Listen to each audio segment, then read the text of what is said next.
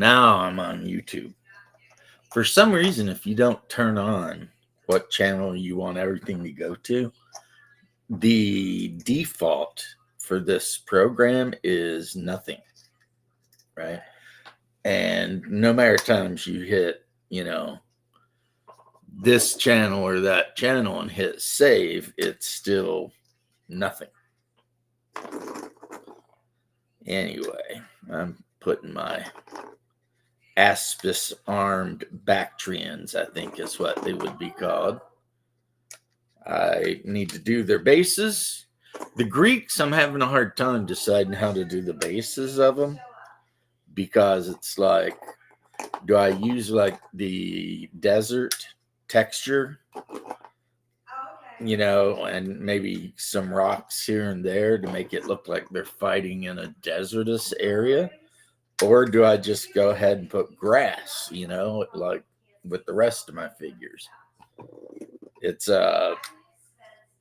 just something that I'm having a hard time deciding on, but these are all magnetized. But here we go. Let's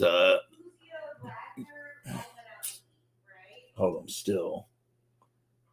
But yeah, that's a block 4x4 of Greeks. And the reason I'm doing them 4x4 is because this would be in my favorite skirmish type game, Saga. This would be 2 warrior units. Because once you pay for the 8 men for 1 point in a warrior unit, well, you can add units together, right? So this whole block could operate as 1 unit in Saga, and that's just 2 points. If you're playing like 6-point game, then I mean, you could have 3 or 2 more of those, and that'd look pretty cool. Now, the thing I'm doing right now is I'm waiting for some glue to dry. I'm trying to make sure these are as even as they can be, but I already know they're not.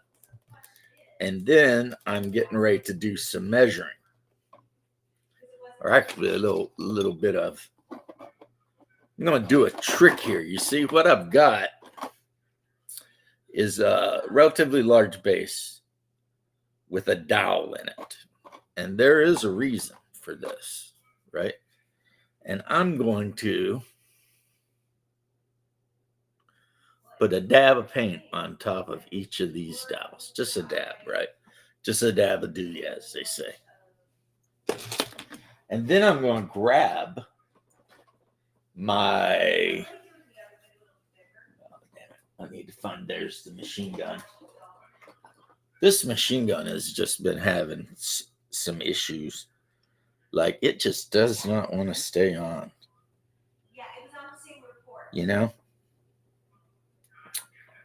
And it's like, just stay on. I'll have to super glue it in there, right?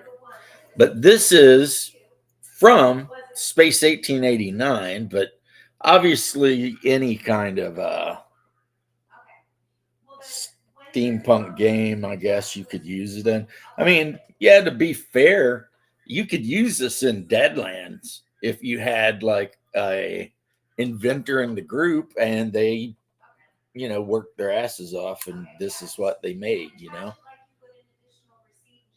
Imagine this thing floating above the prairies of the Old West powered by Ghost Rock, right?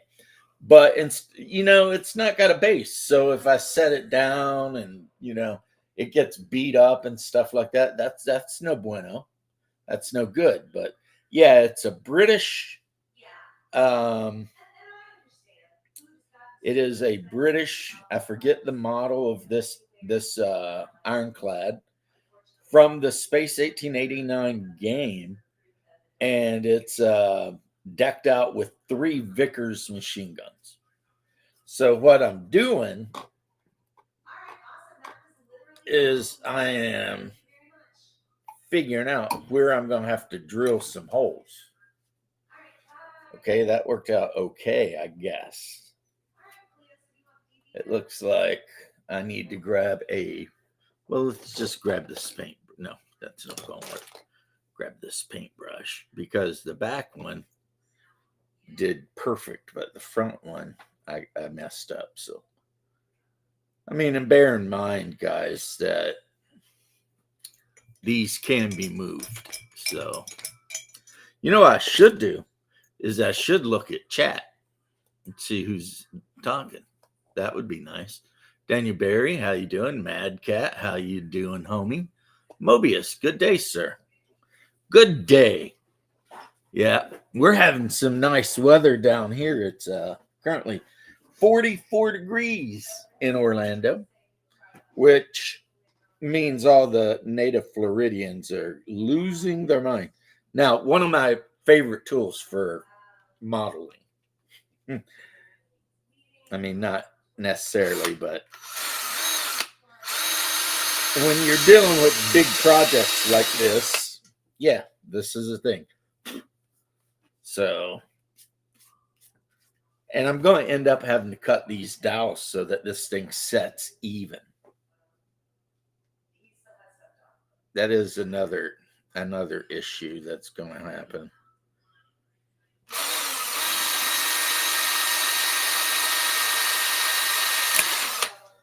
The other thing I've been working on today is, as I showed earlier, but I don't think I was streaming at the time, I got these Greek hoplites with the aspis shields magnetized, and there's 16 of them, which means in Saga, which is one of my favorite games, that would be 2 points if you just take them as common warriors.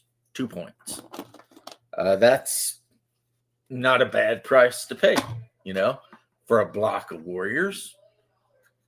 And if you're playing a 6-point game, I mean, you know. So let's see. Well, what do you know, guys? It turns out I'm not going to have to cut any of the dowel, really. It sits even. So the next part will be to glue this bad boy into place and then figure out how I'm going to paint the dowels. Probably like a sky blue or something.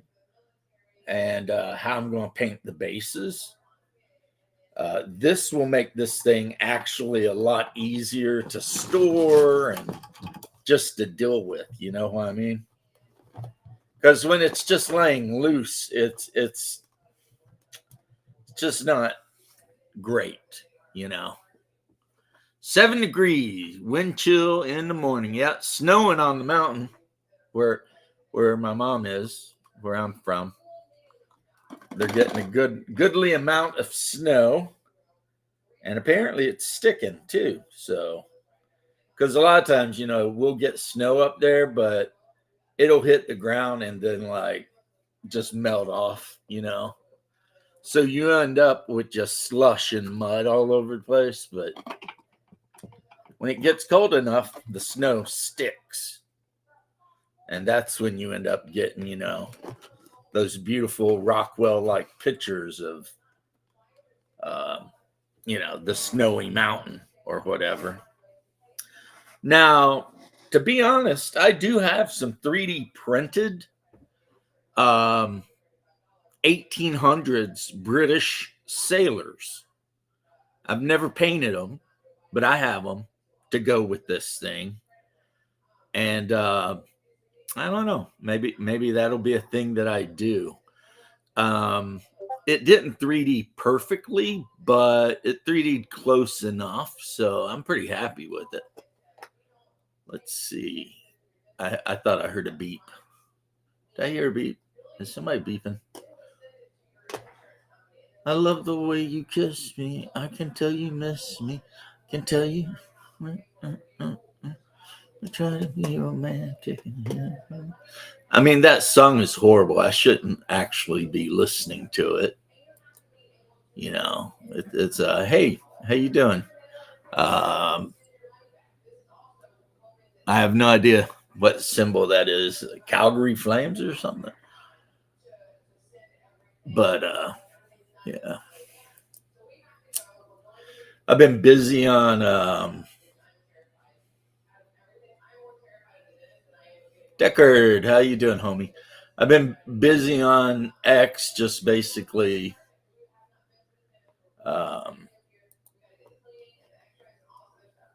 it's like every time somebody posts something like really degenerate, I just post like, a picture of Christ or something. So we'll see. Let's see. New memes. Okay.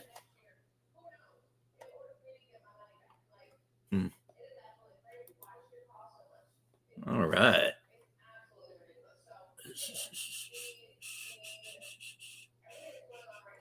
Okay. RPG Dad. Hello.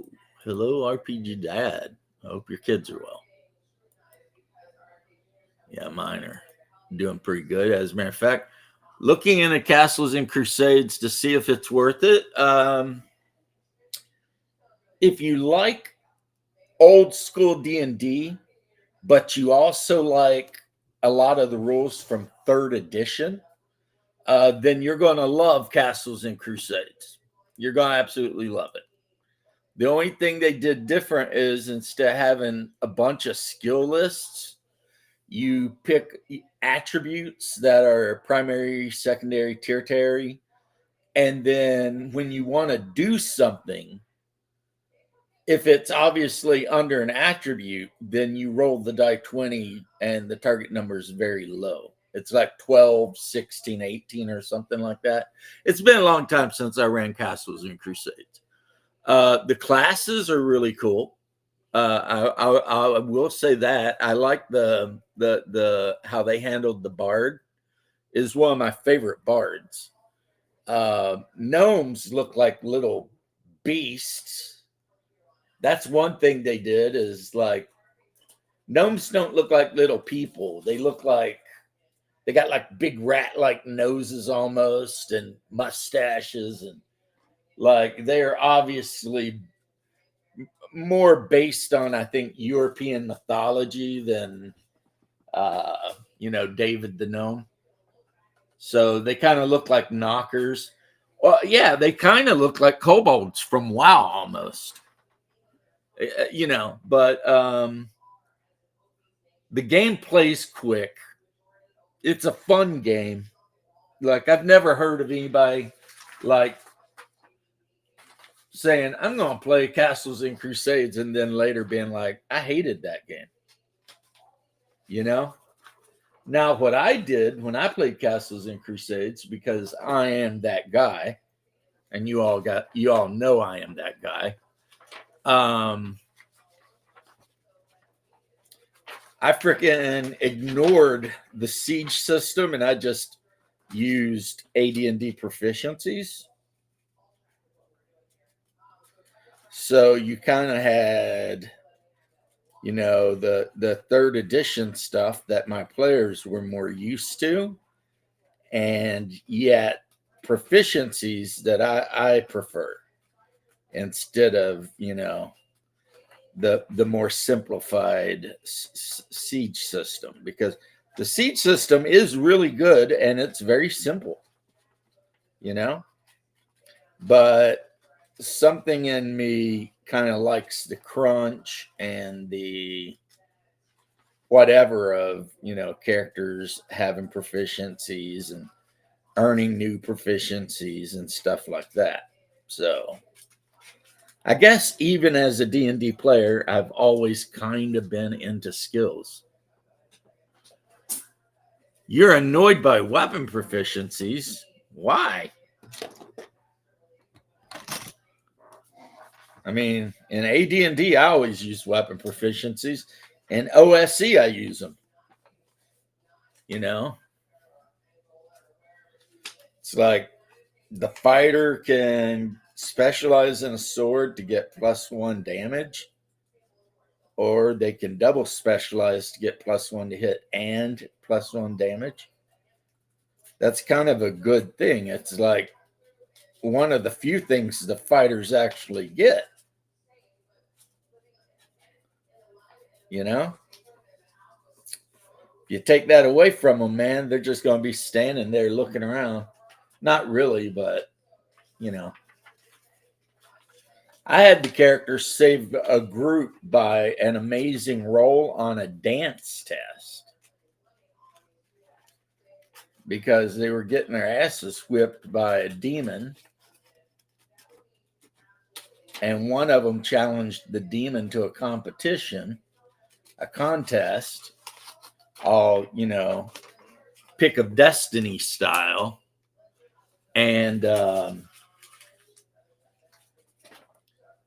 the demon accepted the challenge and they picked the person that had the dancing proficiency and they chose a dance off.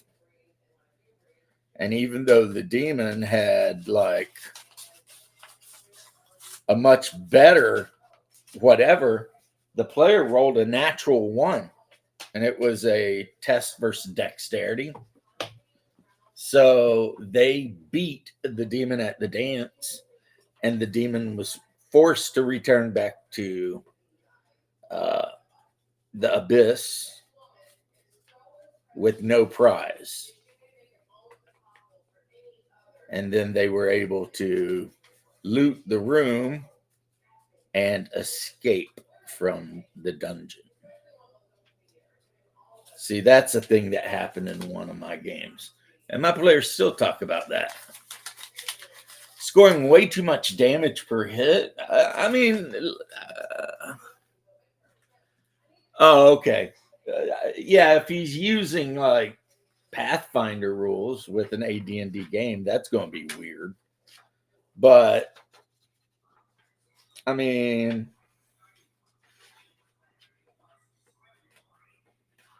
he could. I mean, hopefully he's not using D&D compendium rules for his weapon proficiencies because you know how that is. Once you get that proficiency up to like master level, like you're hitting for like 4 dice 6 and you can do all kinds of crazy like special damage attacks and stuff. So I mean there's that.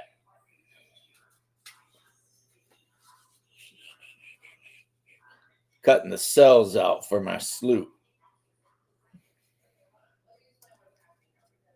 Also, I haven't got a return email from the Talislanta people explaining why I got the player's core book and I didn't get, the sleeve with all 3 of the books in it, which I also ordered.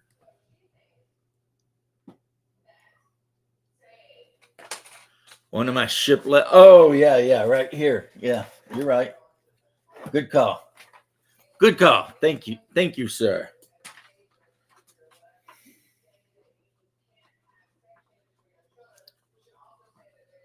Yeah, it's been a while since I've even looked at that. I'm thinking I'm going to end up buying myself a can of like Battleship Gray. Actually, probably 2 or 3 cans of Battleship Gray. And just the interior is going to be mostly Battleship Gray. With just like, paint the blankets on the beds and, all the accoutrement would be a different color, but the walls will probably just be Battleship Gray. The floors I might do in a metallic because they're, obviously metallic floors, but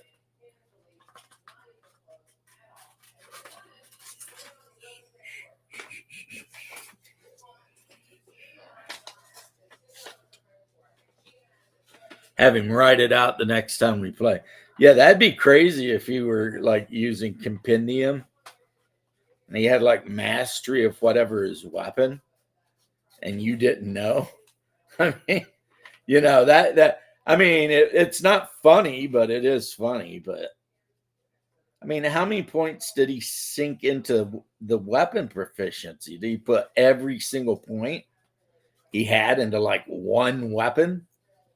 And if he did, that's easy to fix. You just send monsters at him that are basically resistant or even immune to that particular type of weapon. That's kind of like, the fighter that puts all their starting proficiencies in the sword so that they can get all the bonuses. But then the first dungeon they go into, it's like nonstop skeletons. And their precious sword is like doing, half damage or no damage, depending on the system. And then all of a sudden they're like, well, that was stupid. It's like, yeah. Genesis. Oh, nice. Genesis, is that the Monty Cook one, or is that the Traveler generic one? I can never remember. But anyway, guys, other than painting the bases and the sticks, there's my Space 1889 British. It's an aphid. I think, the bug, ironclad. And of course, this one I added Vickers machine guns on, even though a lot of times in the books they would have like 2-pound guns or whatever. So I'll put that there for now. And then I'm going to grab my cells and I'm going to see how these are supposed to fit in this bad boy right here. As you can see, the cells are all on. It's all, done. I just went with dark brown for the freaking hatches. So this is supposed to go.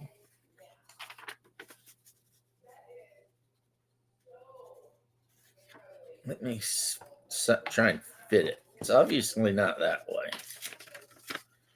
So it's not that way. No, not that way. I think it's this way, but it just doesn't look 100% right. I think it's because the actual mast should be up more. So let me see if I can. Yeah, you always run into the guys playing fighters that want to sink all their points into the one weapon so they can be super good with it. And then you just put them in a position to where the weapon is not as good as they thought it would be. And it's not hard to do. And, it's not cheating. It's just introducing the group to, choices made, right? I mean, as a fighter, everybody knows while you might pick one weapon you want to be super special with, you want to have a huge number of options when it comes to damage type. So like anytime I make a first level meleeer, I'll take a greatsword, but then I also take a mace, and sometimes I'll take a spear too, and by sometimes I mean almost every time. I'll take a spear, I'll take a mace, I'll take my sword. I might switch out the mace for a warhammer. If I intend to fight a lot on horseback, I might take a horseman's flail or something.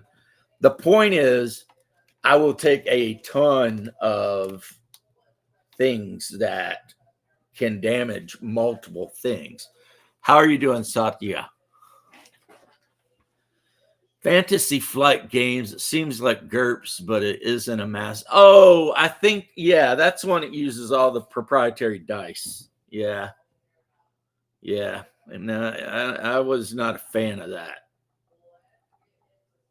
It's the one I think they tried to make the D&D game with. And it was just like, ugh.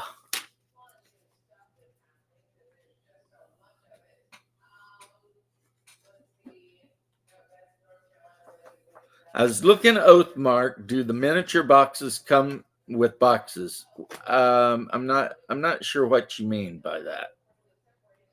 I mean, I know English is a second language for you, so I'm seriously confused right now. I mean, they come in boxes, but what do you mean by boxes? Do you mean like movement trays or something like that? What are we talking about?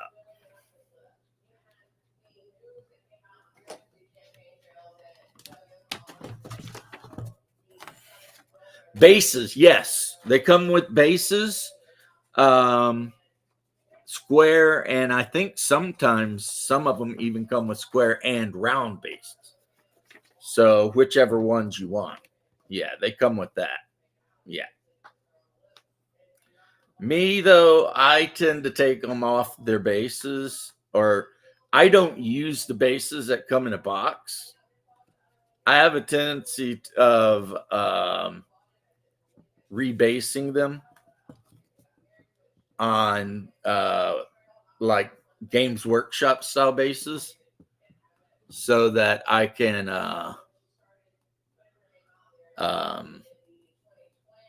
put magnets underneath them, because the bases that they normally come with are the very flat ones. So, I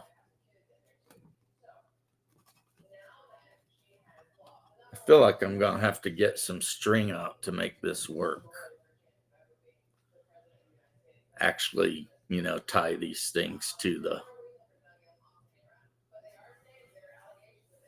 which would be fine. How you doing, Bruce?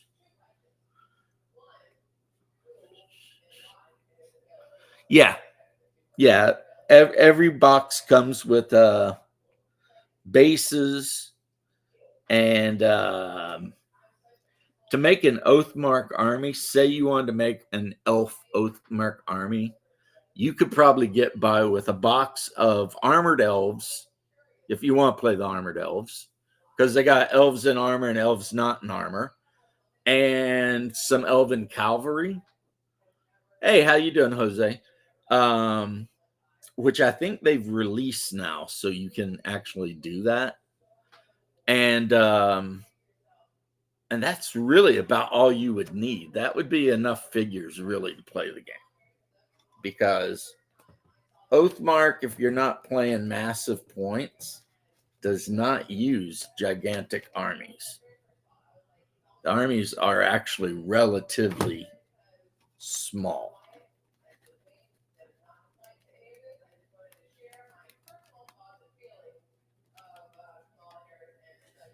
So, yeah. I still got to paint some shields and spears. These are, maybe some flesh. These Irish guys are pretty easy to do. They're pretty easy to do because there's not a lot of detail to them. You put the skin and hair on. Most of them are barefoot. All they're wearing is a pair of pants, because they're Dark Age Irish. So apparently Dark Age Irish were so poor they couldn't afford shirts, or they took their shirts off when they went to battle. Yeah, North Star Military Miniatures, I have a literal shit ton of them, and they're good. They are really good miniatures. They stand up against any other miniature company for sure. Like, for what they are, I actually think they're better than Games Workshop. Like, you can't see it because the camera's facing me, but right up there, I've got a elven army I built with the North Star Military Miniatures elves, and it's a good army, and I think it's maybe 40 or 50 elves total. Monolith Conan core box to have miniatures to play a fantasy game. Yeah, and the game itself is actually pretty fun. And I think you can play it solo too. The actual Conan board game. I'm pretty sure it has the capacity for solo play. But Yeah, I ended up going on eBay and buying a lot of the figures from that, but like individually. So, like in the box, for whatever reason, they don't give you pirates with bows. But if you go online, you can buy all the pirates with bows you want. You know what I mean? So, since I had like 30 of the normal pirates and their leader, I went online and got like 20 bowmen. And that's about enough for an Oathmark army. Not a big one, but a pretty good sized one. You know what I mean? Um, of pirates. And I did the same thing with the picks too. Because in the box you get the picks with the melee weapons, but if you go to YouTube, you can find picks with bows. So I went on there and I bought like 20, and that's enough for 2 10-man units in Oathmark. Oh yeah, the dwarves in heavy armor are fantastic and expensive. I mean, in the game. Like if you want to field an army full of like elite dwarves that are wearing nothing but plate mail from head to toe and all that.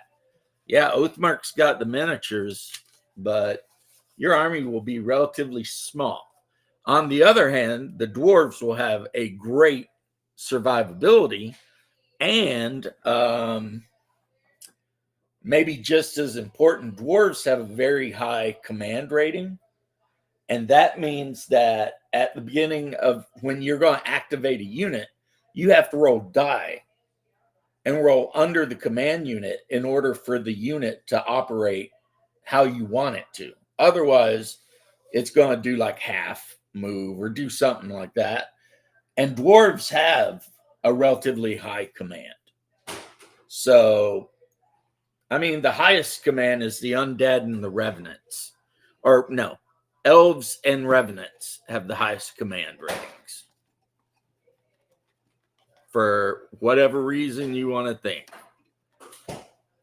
And revenants, of course, are the undead. And in the game, you've got two kinds of undead. You've got revenants, which are undead that are conscious of the fact that they're undead. And then you've got zombies and skeletons, which are undead that are not conscious. You know, they've just been summoned. So you can build an undead army with a necromancer at the head of it. Or if you're building a human army or an elf army or any other army, and you just feel like having some skeletons in your army, you can just, when you build your kingdom, make sure to take the terrain piece that gives you undead, like the graveyard or whatever. And yes, that means you can have humans, elves, whatever your normal part of your army is, fighting alongside a unit of skeletons. Hero Quest base. I loved Hero Quest. It was the next best thing to Warhammer Quest, but I haven't seen Warhammer Quest offered for sale at a decent price in a long time. So there's that. I mean, but there was a time, boy, Warhammer Quest was the shit. It was just like the best, you know? Just, yeah. It was really good. But Hero Quest is only slightly not as good. It's still really, really good. It's just, I like Warhammer Quest better. The old one, you know?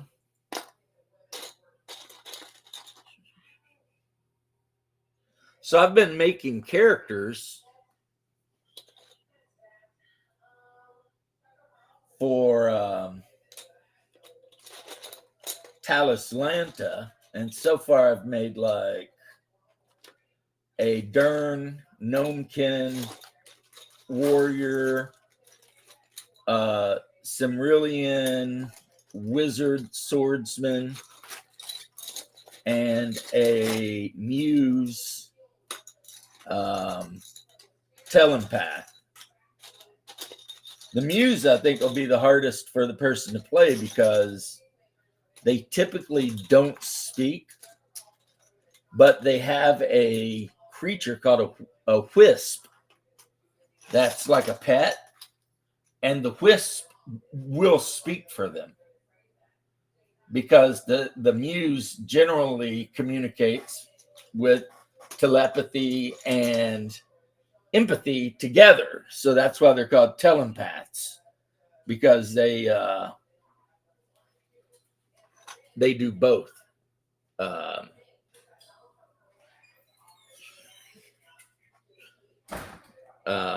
Yeah, they do both. And I don't know. We'll see. We'll see how it goes. If and when. It's going to be a win because, you know, I'm going to run me I'm going to run me some freaking Talislanta. That's just going to be a given. Have you played Kings of War? No. I don't think I have.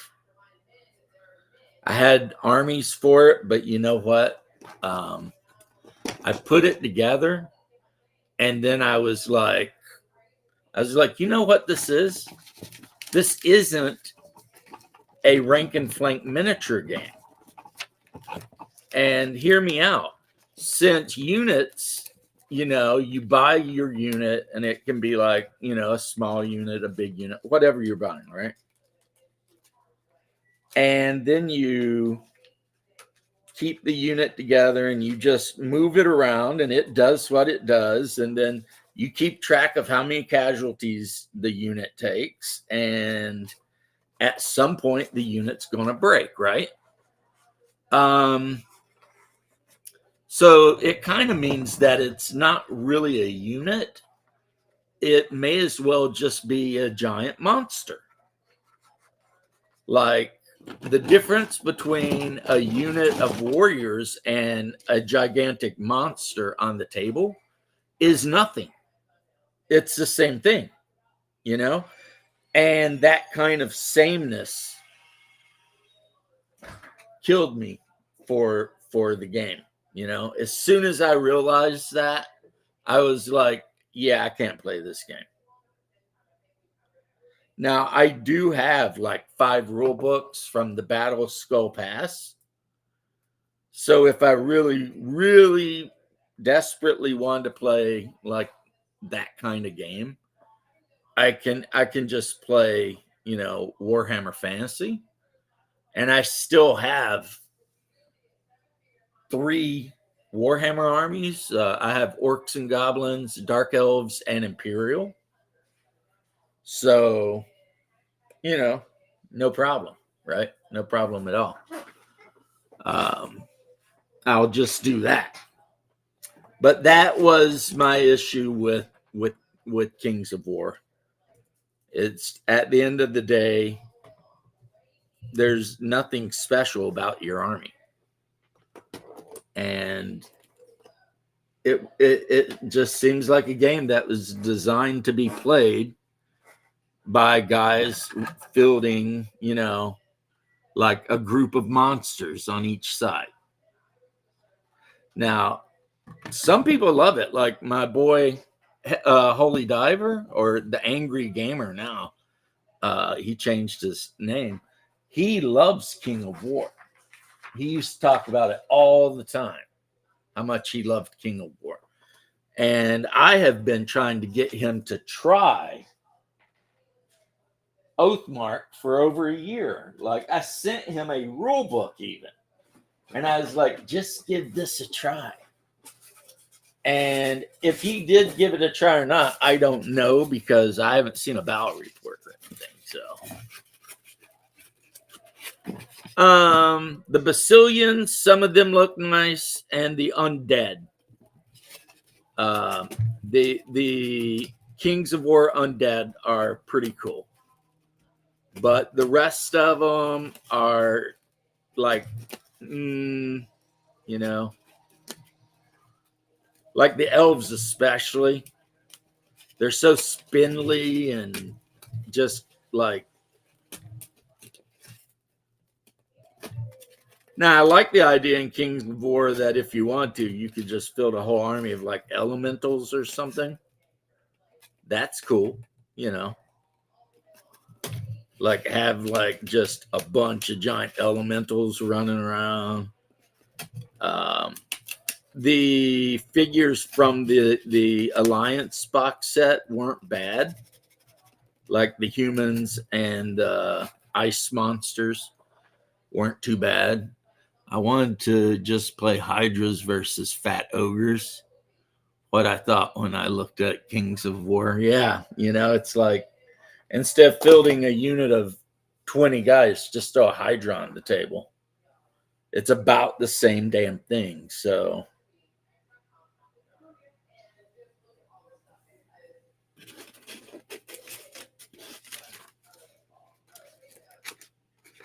okay. All right, that's better. I found a piece of foam that I can punch holes through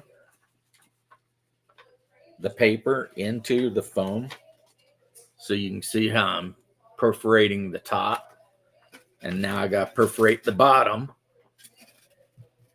so that I can tie this bad boy to the ship.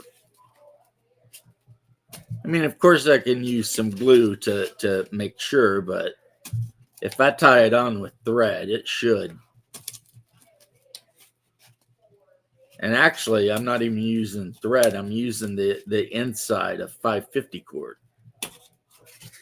because I had some 550 cord in here, and I cut it up and tucked the strands from the inside out of it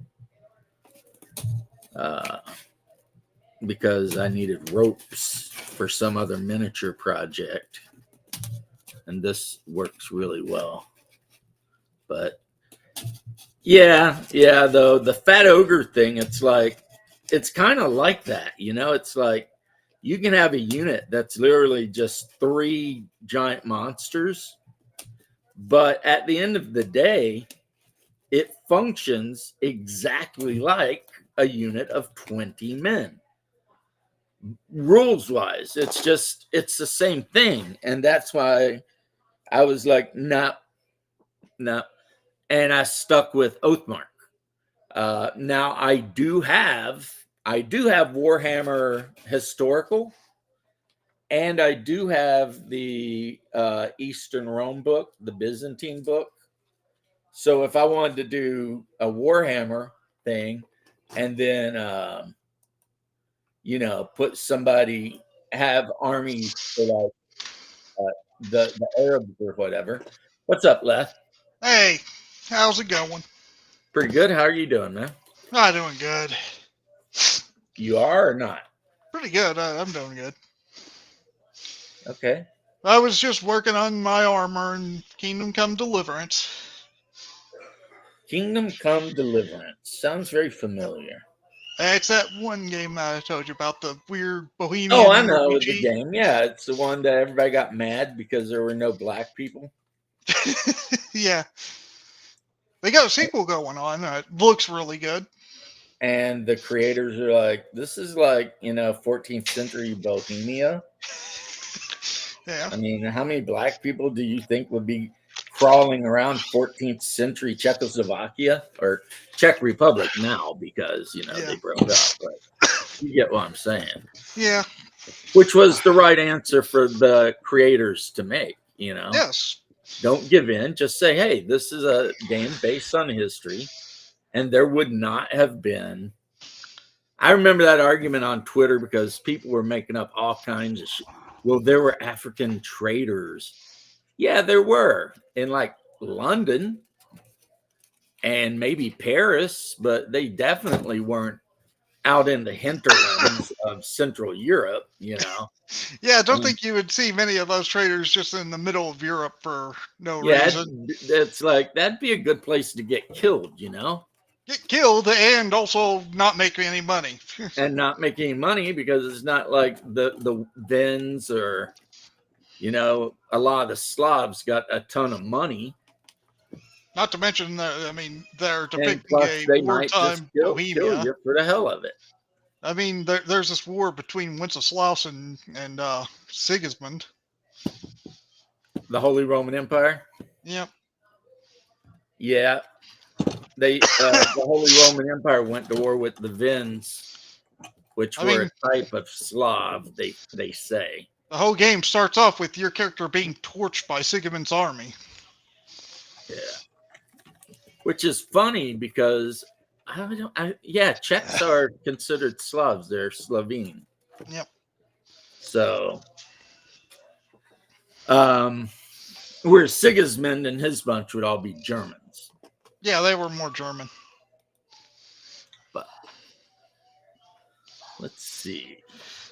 RPG Grandma, what is up? I just followed you on Twitter to see what you've been up to. Being nosy.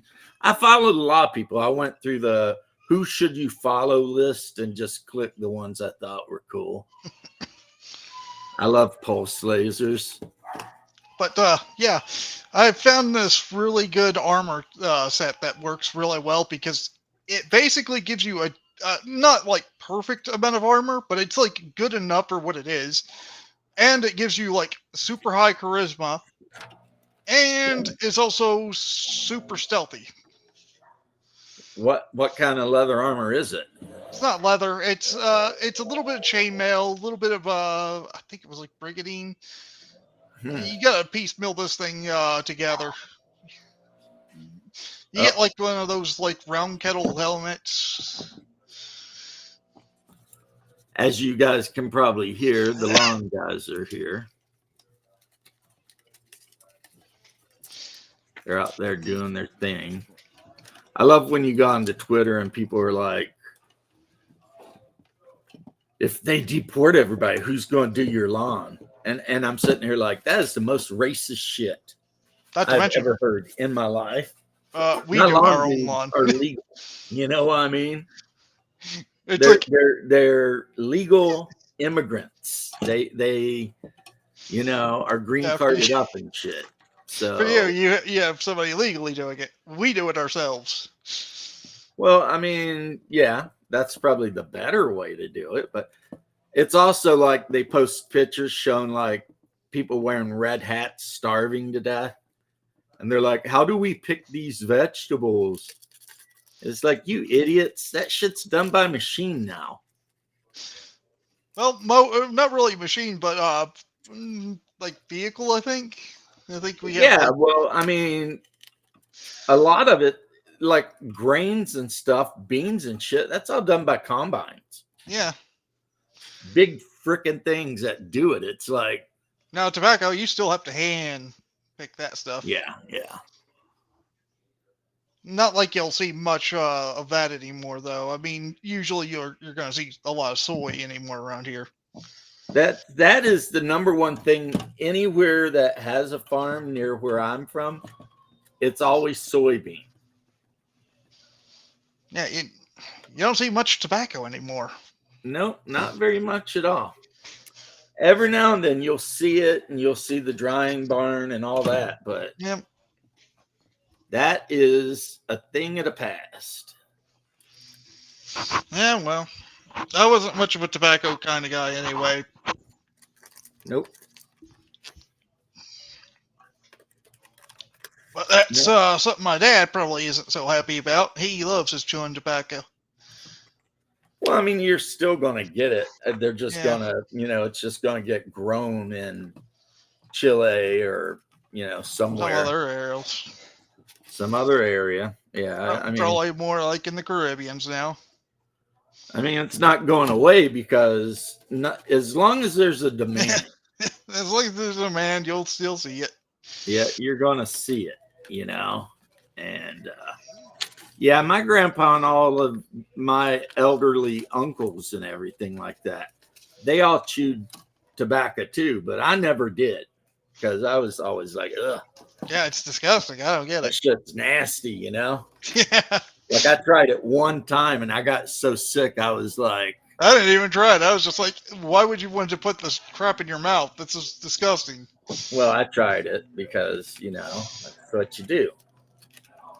Your grandpa hands you a plug and he's all like, try that out.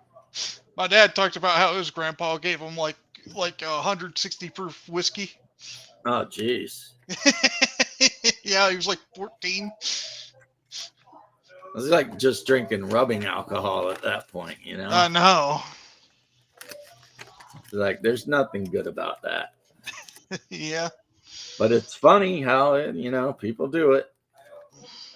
But anyway, yeah, where I lived, any place that was flat, like when I was a little kid, was just tobacco as far as the eye could see. Tobacco. There's other things around here on the flatlands, but mostly it used to be just tobacco. You'd see tobacco everywhere. The good thing about it was during the harvest part of the year, you could get like a part-time job picking tobacco. Yeah. Because like Let's said, and he's 100% right, that has to be done by hand. That's just the way it is. I think my dad used to do it when he was young, but then he got other jobs. Yeah, it was like just a summer job to make a little pocket money, Yeah. You go out and you pick tobacco for the farmer and hang it in the barn, and you get a couple of bucks. Maybe enough to go to the drive-in or buy Coke or something. It's not like you're getting rich. This is something I'm talking like, teenagers and stuff. Yeah. But yeah, those days are gone.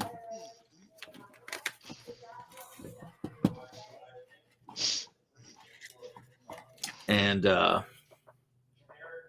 yeah, the place that used to be a tobacco field near my place is now one of my relatives owns it, and he lets my mom keep the horse there because my mom's got a horse and she loves it, and even though it's mean as hell and won't let anyone ride it, she keeps it around and feeds it. That's how my mom is. Just a wild horse. Well, it'll let mom ride it, and it'll, like, when mom goes down to feed her or anything like that, it'll run up, and make those horse noises, like, ooh, ooh. I mean, it loves my mom, but it's not much anybody else. It hates men, specifically men. Yeah, my neighbor has a dog like that. And well, I mean, because did he get it used? She got it. I think she got the dog from somebody else, and it was like horribly abused.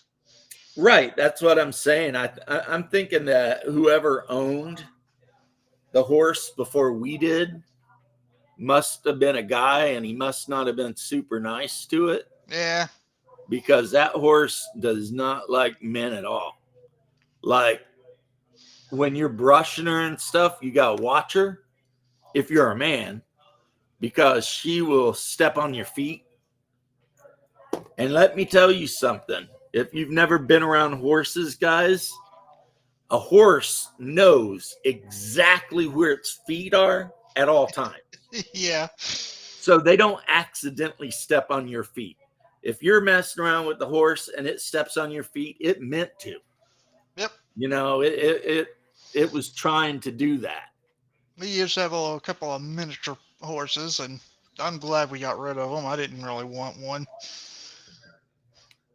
I mean, it's cool to have, but I didn't care. It's not like the old days when we actually rode them. You can't ride miniature horses unless you're a little child yourself. Well, yeah, but I'm talking about, Real horses, yeah. yeah, the horse I have is, well, they classify it as a pony. It's an Appaloosa. Yeah. So it's like, I don't know, 16 hands high or something. It's pretty much, an Indian pony. It's got the speckled white butt, Yeah. but the rest of it's kind of black. And yeah, she's just meaner than shit. But she was bought for mom because my mom wanted a horse real bad. Because, we always owned horses. Like growing up, there was never a time I didn't, have horses around. My family, made sure of that. And We used to have a pony when I was really young, although I don't remember much about it. oh man, we used to have this old bay horse. This thing was as fat as a freaking drum. Yeah, the miniature, or not the miniature, the pony seemed to be very mean. Right? This fat horse, like I said, it was a bay, was the nicest horse you'd ever even hear about. And when I was like 10 years old, I would climb up on the fence where the barbed wire is. And that horse would come up next to me so I could climb on its back. And then no saddle or bridle. I would ride that horse around like for hours. And all I had to do if I wanted her to go like one direction or another is just nudge her with my knee. And, so if I nudged her with my right knee, she would ease to the right. I mean, there's times I fell asleep on that horse's back. You know what I mean? Because that horse was like this wide across. It was just so fat, You had plenty of space, huh? It had such a smooth gait that literally, yeah, I laid down on top of the back of this thing and fell asleep. Then I woke up and I'm like, where the hell am I? And then we, have to go back and figure out, where the horse took you for a ride, huh? She kept walking around eating, grazing, doing whatever horses do, and I'm asleep on her back. She didn't care. I mean, at 10 years old, I probably weighed less than 60 pounds. Yeah. I was always nothing to a really horse. skinny for my age. So, yeah, she probably didn't even feel me. Nah. And she didn't have a bridle on, no harness, no freaking saddle, nothing. I mean, she probably knew you were there. It's just that it didn't really matter to her. She wanted me to be there. Like I said, I could climb up on the fence post because I had to get on top of it. And as soon as I climb up on the fence post and call her name was Butterball or something like that. She would come over and stand while I got off of the fence post and jumped onto her back. And then we just wander all through the fields and everywhere, And most of the time, I just let her drive, Yeah. Talking about horses, Mike, I finally got a new horse in Kingdom Come. Nice. I had to replace Epona with Warhorse Jinda. Horse Jinda. Yeah. Epona, I know, but I've never heard of Horse Jinda. No, Warhorse Jinda. I don't know much about this one. It's the best non-DLC warhorse in the game. And apparently, whenever you buy this one, it's like, oh, it's a fine horse, really great warhorse, but it stinks. Everybody hates it for that. Yeah, like I guess half of the people who play the game, I got stuck really hardcore on chapter 4 of Five Hearts Under One Roof or whatever. And my wife was actually wanting to get involved in playing it and everything like that. Which, from what I understand now, apparently those games are really popular with women in Asia. And it turned out I had to go online, and I'm like, I cannot get past. I mean, I get so close, but I just can't do it. Yeah. And it's like, if you don't get the first couple chapters perfect, you cannot pass chapter 4. Oh, so that's what it is. I probably have to go back to like chapter 1 and 2, maybe even You 3. will have to go back to No. chapter 1 or 2. And if you want to cheat, find a guide that tells you exactly what to do. I'll figure it out myself. It's not that hard. And it's like weird stuff. It's like the guy in the black that's walking down the street. The perfect answer for him is to chase him. And then you find the hammer. You don't get any points, but that's what you're supposed to do because that's how you get the 100% achievement. And you have to get the 100% achievement if you want to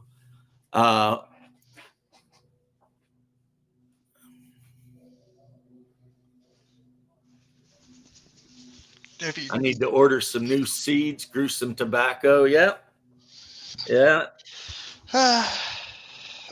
It's a big leafy green plant. Yeah. And then one thing, it'll make your skin itch. It's kind of got, itchiness to it. But you pick it up. You got your tobacco knife and you cut it. And then you take it in big bundles tied together and you hang it up in the barn and let it just sit in the barn for a long time until it dries out. And then when it's good and dried out, that's when you have tobacco.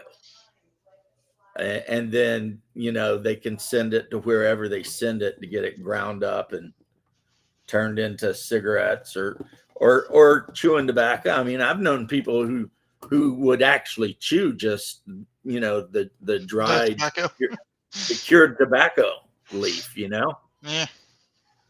I mean, the Native Americans did. It's not like they were, putting it in plugs and stuff. Or maybe they were, I'm not super knowledgeable on that point. But the point is, some of the old timers, man, they just grab that stuff and stick it in their mouth and have them a chaw, But the weird thing was, and they passed a law about it. I don't know if Leth knows, but he probably does, was that when we used to till the fields and stuff, or the other farmers did, you would always have this really good chance of running into bones or other Native American artifacts. And the state of Kentucky had to make it illegal to mess with those things. And if you find them, you're supposed to turn them in. Yeah. Yeah, I remember. For the longest time, back in the late 70s, I would say, maybe mid 80s, my grandpa had a whole collection of arrowheads and stone hatchets and all that. But, because when he'd till out the fields, he would find them. I'll be right back. And eventually, though, I think he eventually sold them all off or something, but not sure. But the point is, there used to be a lot of burial grounds. And I'll have to go. I'll see you. See you, man. But a lot of burial grounds in that part of Kentucky, and people would take advantage of it. Guys, I'm walking away from the computer. You can stare at my black and yellow thing or my medieval times black and white crown. My wife took me to medieval times. It was a lot of fun. We had a lot of fun. She got lit. She was drinking. She's drinking some strong drinks too.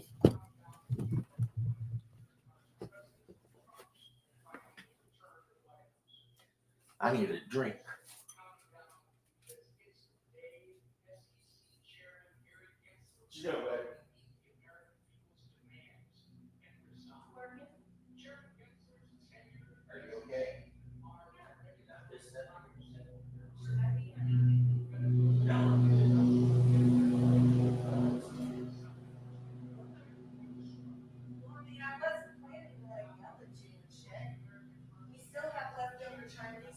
Oh yeah, we got a lot of food.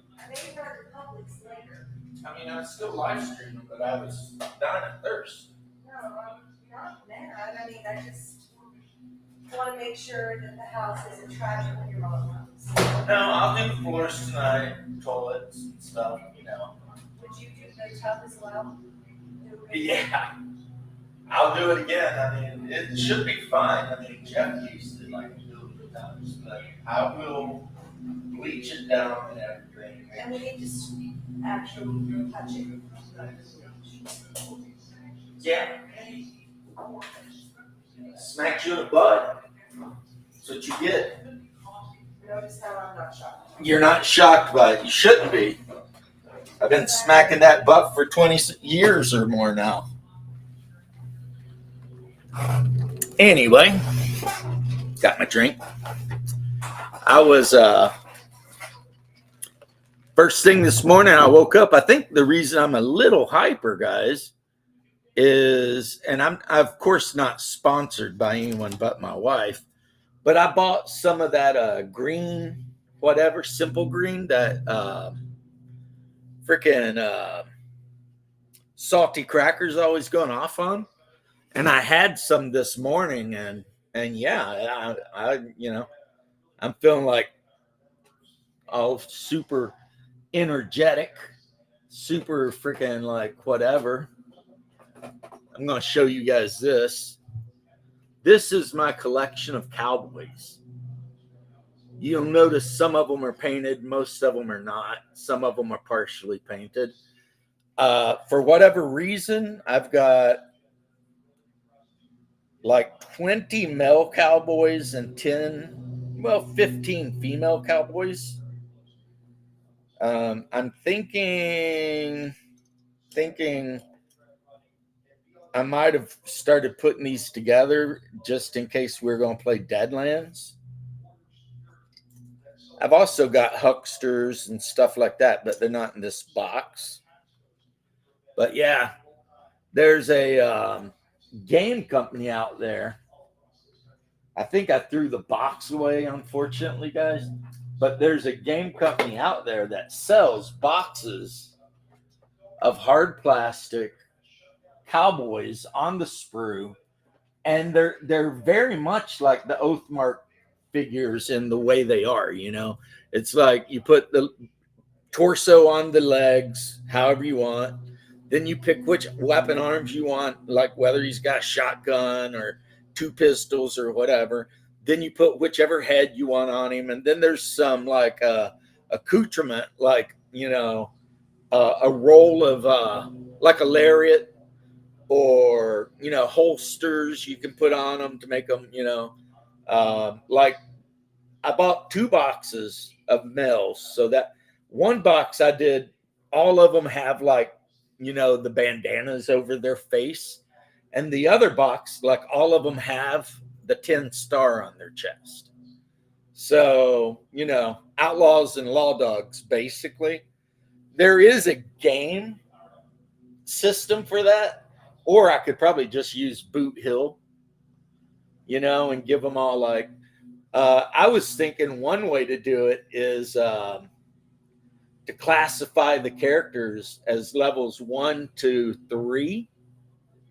So you get and those would cost so many points, right? So you build your gang of gunfighters, and what their level is whenever they go to take an action, whatever it is, you draw 5 cards against your opponent, and you're allowed to put their level back and redraw that number. You know what I mean?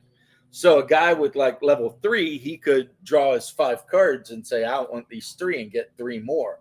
And then whoever wins the hand, the action happens. So if somebody's trying to climb up to the roof, you know, they just play a game of poker. And if the guy trying to climb up on the roof wins, then he climbs up on the roof. You know, easy peasy. If he's trying to shoot somebody, you roll, and if he wins, he shoots the guy, and then you just draw a card, and whatever card you draw is how much damage it does. But then face cards would just take the character right out.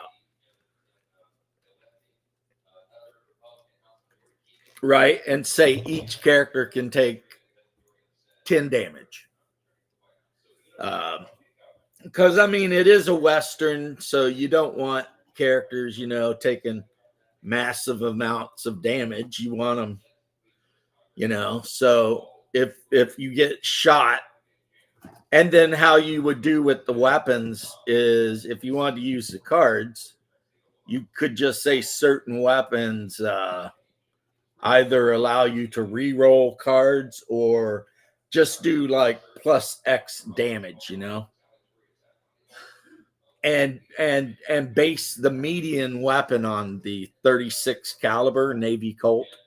Say that's the 0 weapon for damage or anything. So then like the Colt 44, Colt 45, they might be +1, +2 to damage. And shotguns could be cool too, scatter guns, because you could say the scatter gun's got like a 15-inch range, but at the end of that range, it's like 5 inches wide, and anyone caught in that cone is going to take some damage. But the damage will be at a negative because, you know, you don't know how many pellets hit somebody, right?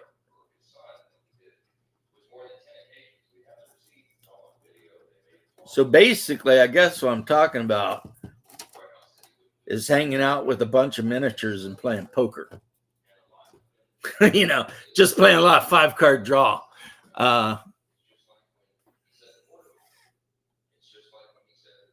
Like years ago, there's a company that makes a cowboy shoot up game. They make miniatures for it they look 3D printed to me, but they are damn cheap. Like I was looking at one the other day and I was thinking about buying it. It's like 28 millimeter train station. I mean, big. I don't know if you can go in it or not, but a large building, and it was like $15 or something, you know, for an actual.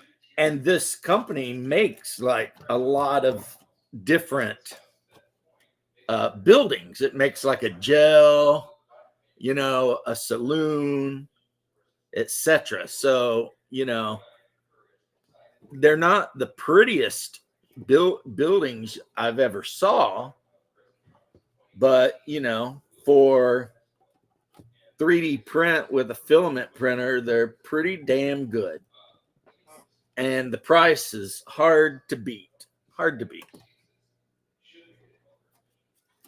So, yeah.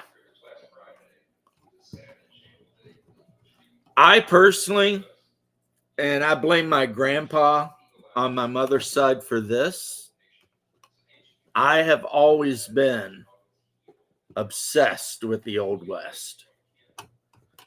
And it could be because of sitting in the house with him some nights and watching spaghetti westerns, and, you know, like for the longest time, if anyone asked me what my favorite movie was, the Cowboy Game, I'll have to look, but I will, and I'll tell you. It was always going to be, the answer was always The Good, the Bad, and the Ugly. Like if you even asked me what my favorite soundtrack was, the answer was The Good, the Bad, and the Ugly. Now, is that my favorite movie now? No, not really. I still love it. But when I was like 10 and 11 years old and whatever, yeah, Good, Bad, and the Ugly. Always, every time. You know, it's like, don't even ask. That's the movie. And it's still definitely a top 5 movie for me. Yeah, it could be. And there's also companies that offer like wooden, like you punch it out. It's made out of MDF board and it all like slots together, and then you can paint it. And some of them can be pretty expensive, but they're, you know, they have fully playable interiors and stuff like that. But the only thing I'm sad about is I was looking at Reaper, and somehow Reaper only has one fat Mexican with a sombrero. And that kind of bothered me because I'm like, look, you got, I mean, it's the Old West. You've got to have a Mexican gunslinger in a sombrero. Or what are you doing with your life, you know? So, yeah, they only had one. I bought him. His name is Lobo Sanchez. So, hopefully my order will come in soon. Reaper's kind of like weird in that sometimes I've ordered from them and like the miniatures were there like within days, and other times I've ordered and it's just like forever. It's like, are they actually casting the miniatures that I asked for? You know, like what's going on here? Oh, there it was. Let me go back. I'll tell you the name of it. Okay, go to it. Outlaw Tactics War Games Miniatures Bloody West Cowboy and Terrain Set, 28 millimeter scale. It's $39.99, and it comes with a gel and a saloon and 6 figures, a wagon, and some random stuff to lay around. And apparently each of the 6 figures has some kind of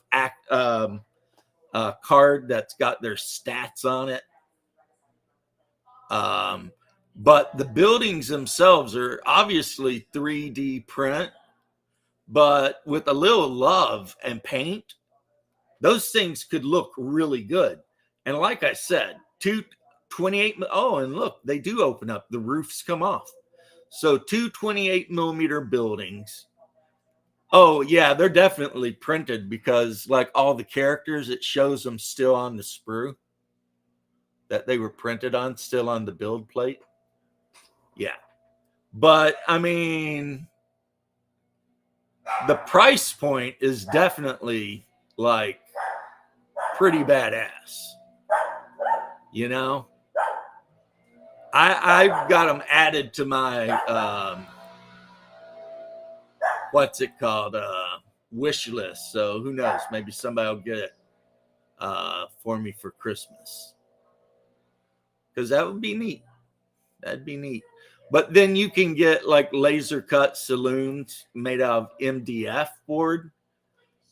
This one's pretty damn big. It's very detailed. See, so I wouldn't like it because I think it's too detailed. And it's $17.99.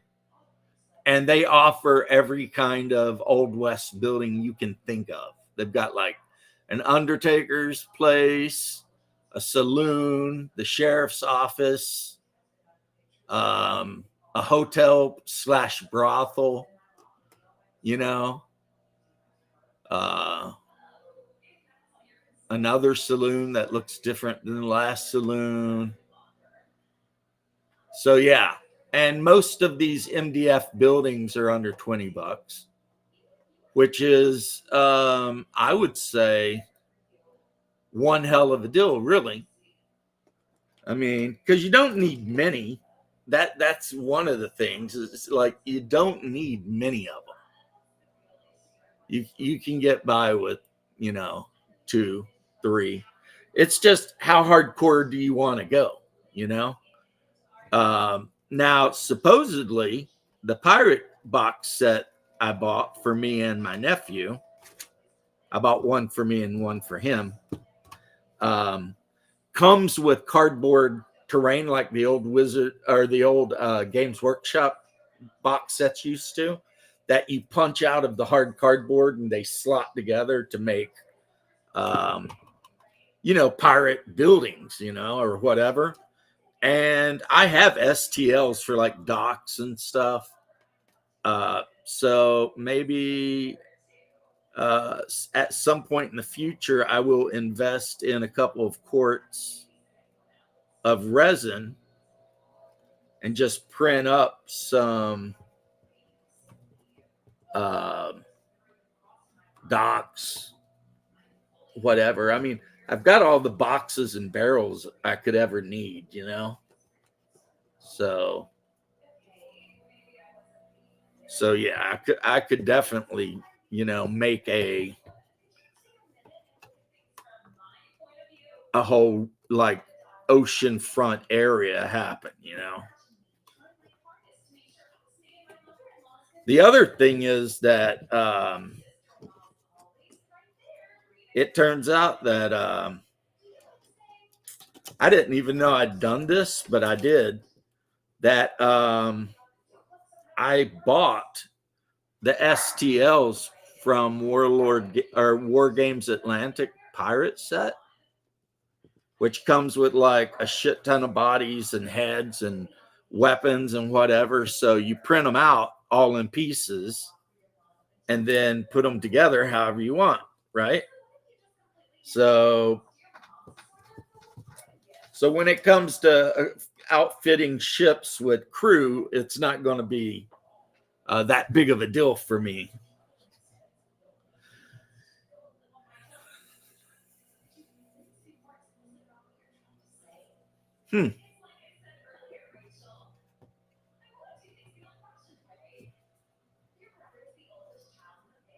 Sitting here stitching these things on, geez. And to think I've got 2 more of these to build, because when the actual 2-player box set arrives, it's got 2 of these in it. And I went on Etsy and dropped like $49 for a frigate, a small one, a light frigate. So it'd be like a 6-rate frigate. That thing's 20 something inches long. So yeah, I'm going to have to get rid of some stuff. But they've got eras you can play in. Like you can play Blood and Plunder after the American Revolution or during like the 7 Years' War. And they sell miniatures for woodland Indians and stuff like that. So instead of just playing pirates, you could have the whole Last of the Mohicans thing. You could even play that song from Ian McClellan or whatever his name is.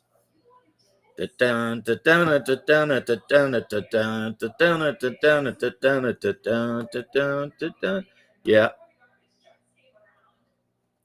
It's funny too, because I bought a set of Frontiersmen from Warlord Games, and they had like toques for the French Canadians to wear. I was like, that's funny, you know? It's like, because the Americans are all wearing like brimmed hats, and the American bodies, a lot of them are wearing like leather clothes with like, you know, the little fringe on it. But the French, they're all wearing like short pants with tall socks and little shoes, and then a shirt and a vest and like a wool hat. And then, you know, you can equip them with muskets or swords or, you know, actually, let's be honest, mostly muskets. The only guys that really had swords were officers, but still. And then if you buy the box with all the forest Indians in it, you can build them, because it comes with all kinds of different headdresses. So you can build them pretty much however you want.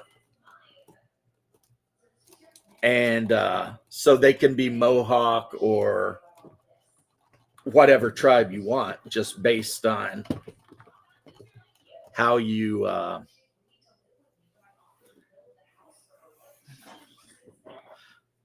Dead by Lead. I might. But yeah, they've got some of them. You got war clubs, muskets, tomahawks, knives. And then when you build them, you can like add like headdresses and stuff. like, so if you want them all to represent, say, the Creek Indians, there's an actual headdress you can put on them that the Creeks wore. You know,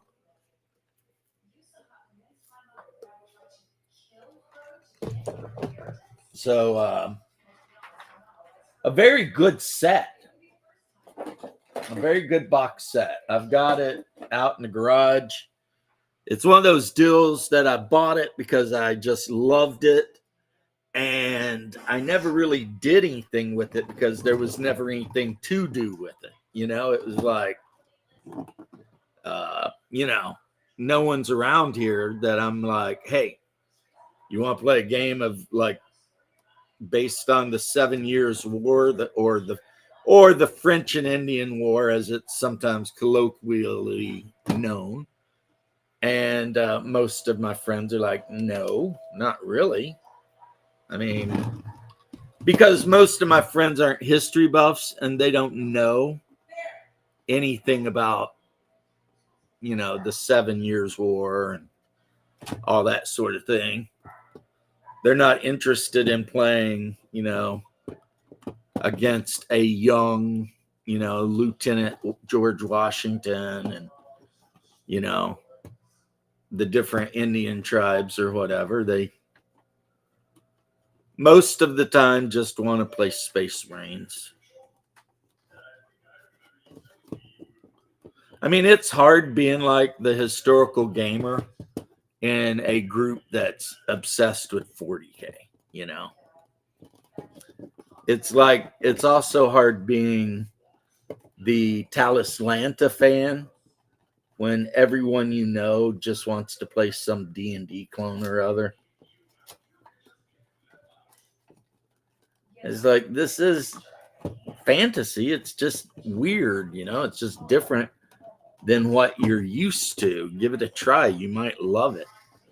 And yeah. I mean, you know, not that I'm trying to whine or complain or anything, guys. I'm just saying that's my cross to bear, I guess, is that I game with people who a lot of times are not really interested in the actual games that I'm interested in. I did finally get them interested in the One Ring, so I should be thankful for that instead of complaining. There's Hungar the Starvarian. Hi, Hungar the Starvarian. I am sitting here doing crafting and talking about things. What are you doing?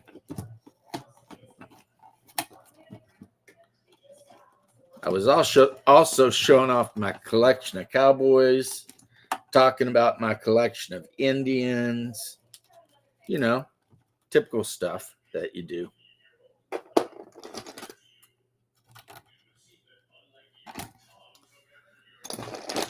Now I got that song in my head.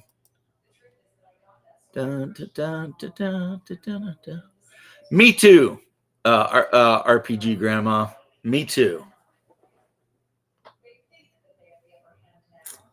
Like, I made characters for the party just in case in the future we end up playing the game.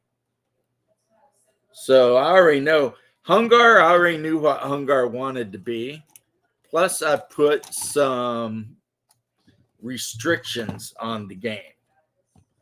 And what I mean by that is all the characters are going to be from the 9 Kingdoms,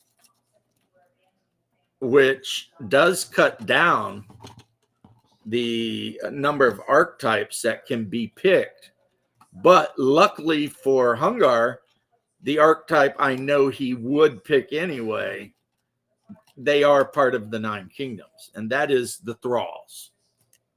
So Hungar will be playing a Thrall, which is a heavily muscly, tattooed up warrior who can never learn any kind of magic ever. And the reason they get all the tattoos is because they all look like clones, because that is what they are. They were created like, thousands of years ago during the Phaedron Civil War. And after the war was over and everybody had wiped everybody out pretty much, the Thrall survived. So how you doing, Cyborg?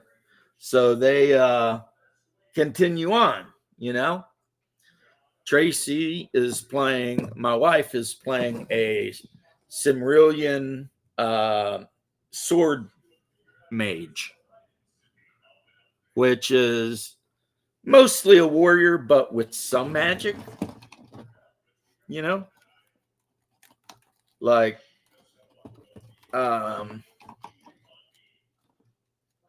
I didn't like give her like much of a choice. I just picked the magic she would have, and based on the character, I gave her aeromancy.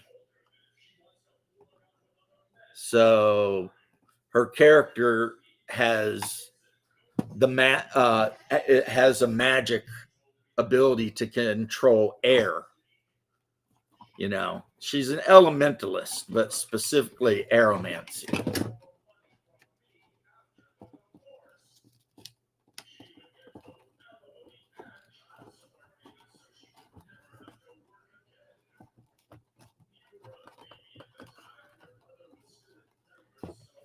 Okay, come on. Stay. Be good. All right, let's get in there, right? I'm a pain in the ass. But there's the back cell. These two are going to be a pain in the ass because there's actually 2 cells up here. They're going to be a real pain. But, that's what you get when you get into modeling, right?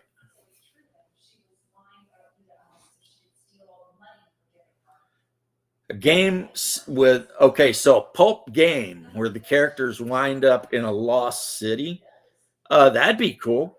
I mean, it kind of reminds me of one of the movies I used to really like back in the day. I think it was Quatermain and the Lost Mines of King Solomon or something.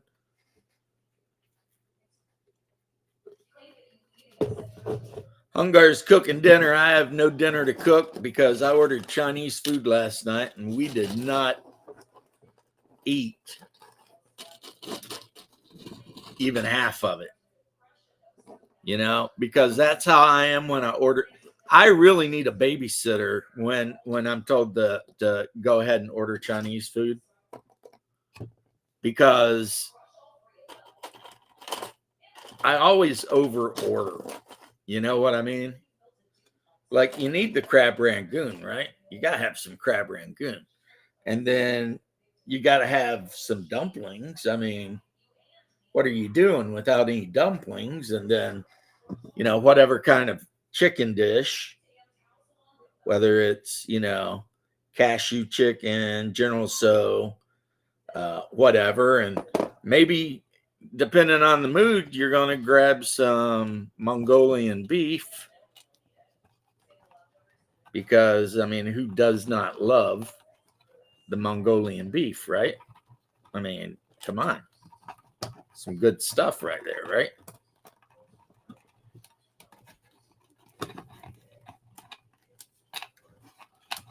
So, yeah. So we end up with a lot of leftovers, and it's like, well, I guess we're eating Chinese food for the next couple days. Which, I shouldn't complain. I like Chinese food. It's easy to deal with. Just go in there and grab, some General Tso's chicken, throw it on a plate, and heat it up.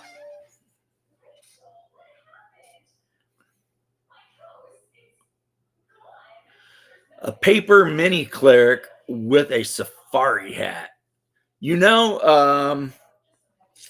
not trying to have you spend money if you ain't got it, so ignore me.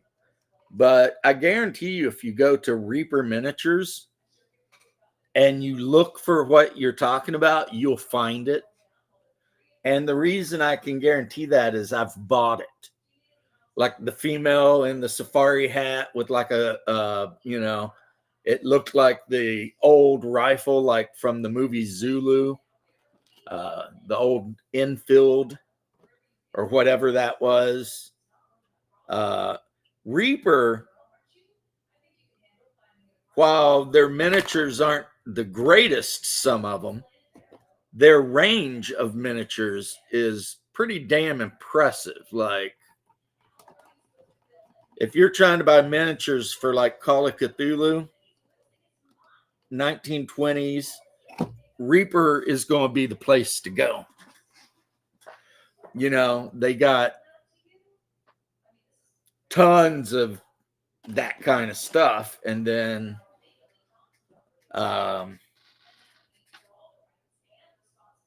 yeah, I have for Pulp Gaming. So basically Call of Cthulhu, really. Almost all of my miniatures that I didn't 3D print are Reaper. Because, you know,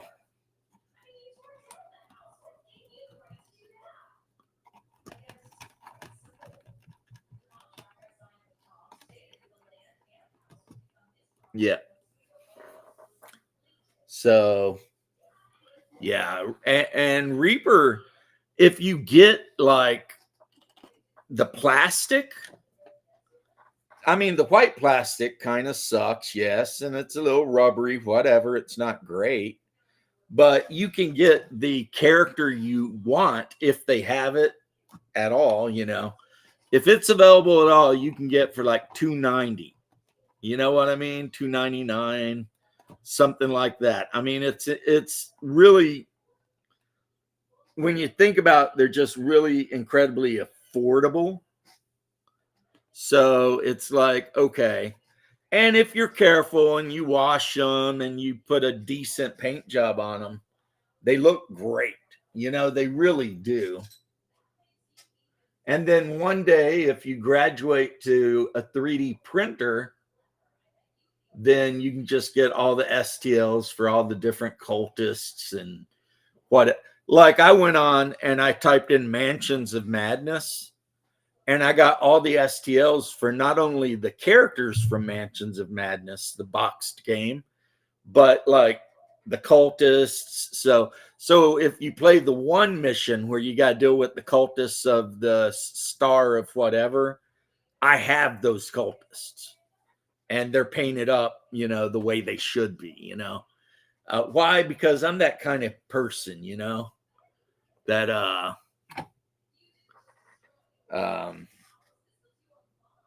guess perfectionist. And I printed out a alternate of my, whenever I play the game, if possible, I always play Jim Culver. And believe me, I pay for it sometimes. But so I 3D printed out like an alternate Jim Culver, which is pretty cool.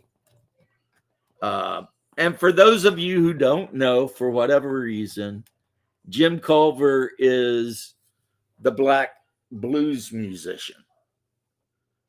And the only negative to playing a black guy in a Call of Cthulhu game set in the 20s is all the jokes about how you should sit in the back of the bus or stuff like that some certain people make. I am not naming any names because I don't want to shame anybody, and I'm all like, shut up, man. You need me.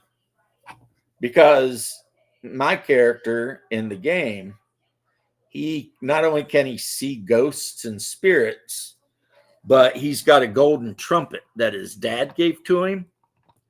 And he can play that trumpet to ghosts and spirits to help them relax. But not only that, if you're going insane, because, you know, you've looked into the eyes of the old ones or whatever your problem is. If he plays his trumpet for you, it will help you get your sanity back.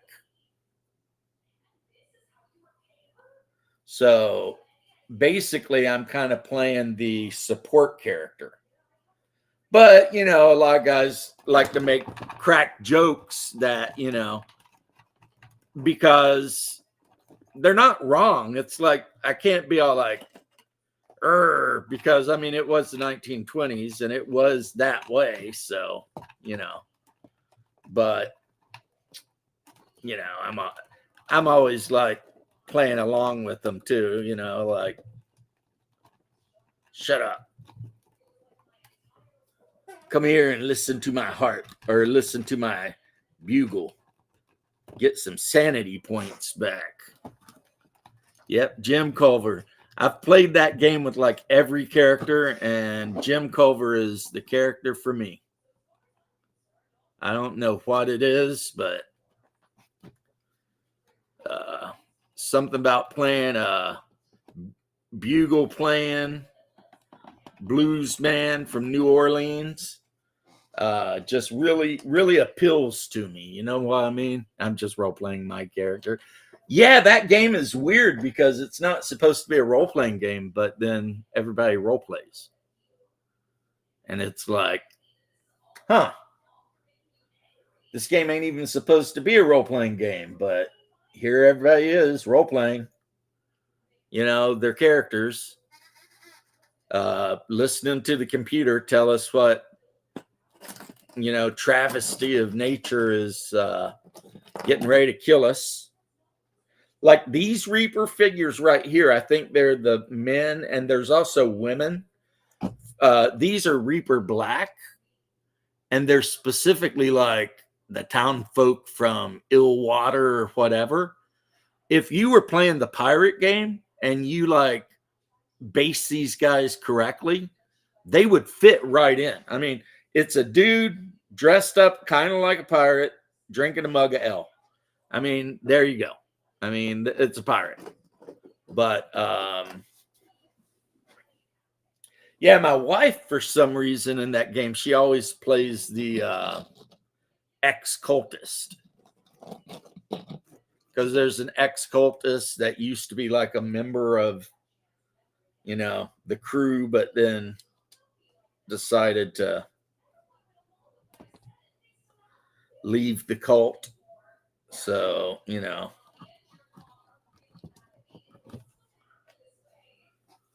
Yeah. And then I got another buddy that always plays Father Mateo, the priest, and another buddy that always plays, I forget his name, but he carries a freaking shovel around all the time, which comes in handy because, you know, sometimes if a deep one jumps up at you, you smack him in the head with a shovel and that'll straighten them out, you know. They'll think twice before they decide to jump you again, you know. Smack them in the head with a hammer. And then of course one of my buddies likes to play the stereotypical Irish cop who gets to start the game with a Lee Enfield rifle, you know, like a World War I rifle. And that's kind of handy too, you know. It's handy to have somebody around with a rifle, you know, for close encounters of the Cthulhuoid kind. So yeah, I guess what I'm saying, guys, even though I'm sitting here crafting, is that Mansions of Madness 2 is actually really good. The second edition, the first edition, I don't even know if you can get anymore, but the second edition that you have to kind of get a program from Steam, and you can enter in any additional what's it called, expansions that you've bought for your game, and they add other missions, that Steam does. So you literally can just kind of it's like you're playing a role-playing game, except the computer is running the game. Like when you move into a room, it tells you what's in the room, and when you do combat, it tells you what you need to roll. And so it's kind of, it's a freaking computer game, but the computer's being the DM, and up to like 6 or 8 people can play, and there's a lot of replayability on the missions. Like, I'm not saying there's hundreds, but I've played the same mission 2 or 3 times, and it's been different every time, So that is something that can happen.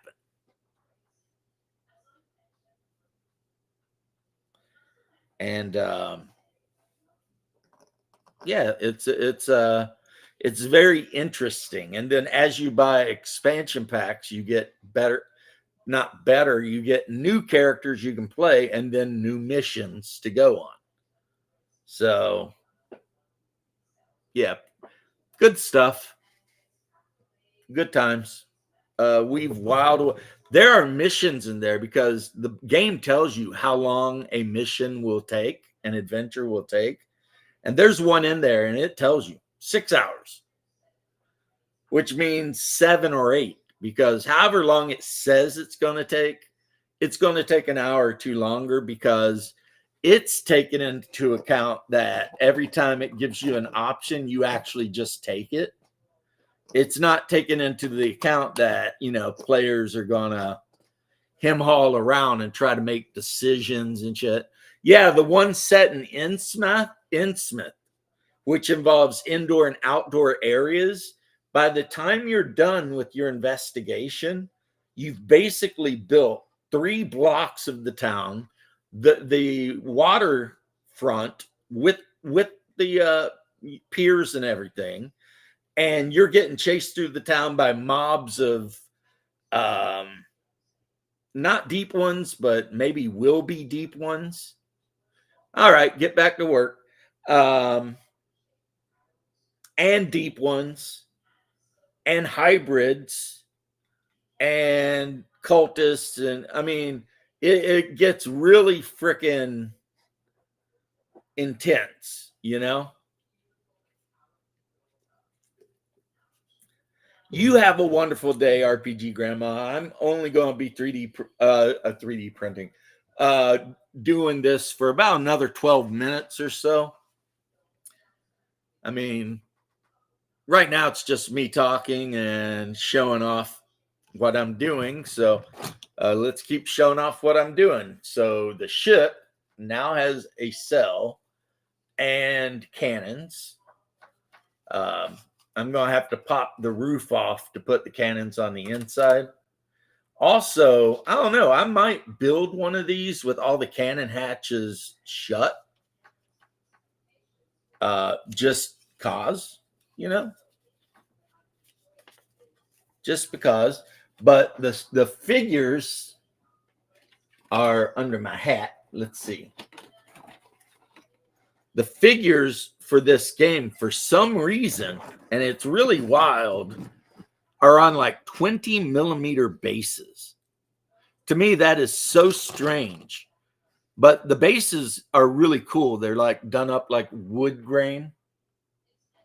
But see, this is how you would, you would have your crew on your ship just like that.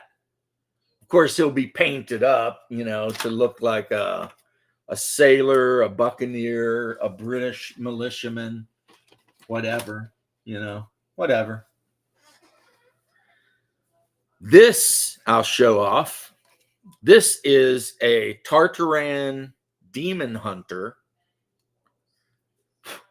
from Talislanta. If your DM is cool with that you can actually play this guy. And this guy don't even come from Talislanta. He comes from the like outer realms or some shit. So, you know what I mean? Pretty crazy stuff. So, yeah. I printed up a bunch of, like, this character. If I do her base, I could call her done, even though she's just pure white. This is a Tau, and they come from some other realm, and their whole existence is to hunt down the beings that should be dead and make them dead. That is their thing. If you should be dead for some reason, they show up and make you dead. They're kind of weird because they don't have eyeballs. They always wear a blindfold, but their special ability is called astral sight, which means they can see all invisible creatures near them. They can see any creature near them. They can see ethereal creatures or astral creatures. Basically, they don't have eyes, or their eyes are under that whatever, but they have like the ability of a gem of true sight or some shit. They can just see everything. And then they're really good with their two-handed swords.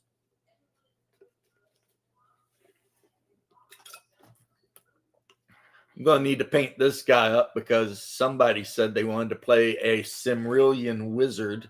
So I've already thrown the green on him. But his flesh is going to have to be a much lighter green. And I probably should put some details on his clothes so that he just doesn't look, plain green. He's got some other colors on him, But yeah, I'll put some flesh out and just put a tiny dot of green in it so that his flesh looks like my skin, except with a green tint, because that's the whole thing with Cimmerillions is they're human, but they look, well, they're green. They're human, but they're green. And they live in a city made out of green crystal and glass, and they are super devoted to magic. It is literally the only thing they care about. Mastering it, just being really good at it. So all of the archetypes that are from the Cimmerillions, every one of them in some way or another has magical ability. Like if you play the Cimmerillion wizard, you get to choose two forms of magic that your character has skill with. Whereas if you play the Cimmerillion sword mage, you only get one. But having skill in a magical order doesn't just mean you're all like, okay, I got this one thing I can do. No, it's not like that. If you have skill in an elemental order, say aeromancy or pyromancy or whichever one, right? Then there's like 20 things you can do. Like you can summon the element. You can use the element to push someone back. You can do damage with the element. Like aeromancers can actually use their power to give themselves featherfall and and stuff like that. Watermancers can summon up waves to drown people. And so, yeah, there's a whole lot going on, with the magic. And then the wife's character is an artificer also, though not very high level. And if the character is an artificer, that means they can make amulets and magic items. That's another thing. If you are a wizard of any order, you will have the ability to create homoculi, magic weapons. This game, though, is for people who just love like magic. It's not Monty Hall, but the wife's Cimmerillion, and I'm talking Talislanta, the wife's Cimmerillion character started off with a +1 longsword. Because in the Crystal City, magic weapons are not uncommon. Now, +3, +4, those are rare. But a +1 enchanted weapon is just not that rare. Because almost everyone in the city is a mage. And it's a big city. Like, it's huge, There's like 50,000 people living there. And 40,000 of them are wizards. Just because that's all the Cimmerillions do. They learn magic. That's their deal. The one skill, though, her character got that I think is really cool is she can pilot an airship. And in Talislanta, airships are not rare. They're slightly uncommon, but with her artificer skill and enough material, she could build an airship if she had, the labor. So I went to WizKids and ordered a couple of the Eberron,